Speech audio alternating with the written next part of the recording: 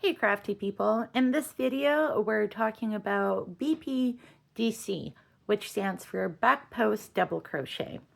The swatch here alternates back post double crochet and a regular double crochet.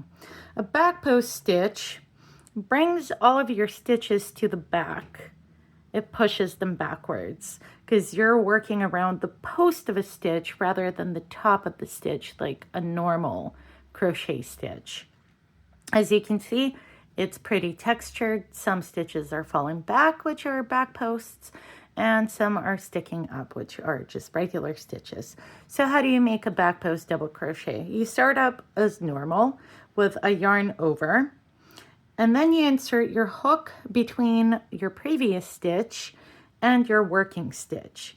Then you will bring the hook in between your working stitch and the next stitch back to the back of the work. So now you see the hook is more on the back than it is on the front. That's an easy way to remember. If the hook is more on the back than it is on the front, then it's a back post and not a front post stitch. Yarn over and bring the hook all the way back, and you have 3 loops on your hook like you regularly or like you normally do with a double crochet. And then you finish it up as you do, yarn over through 2 loops, yarn over through 2 loops. So my next stitch is just a regular double crochet, so I'm going to go ahead and make it going into the top loops there. So double crochet. The next stitch is a back post double crochet.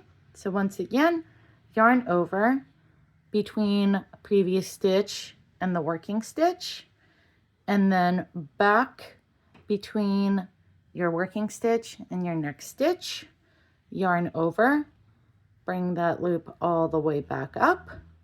You've got 3 loops, yarn over through 2, yarn over through 2. And that is how you make a back post double crochet.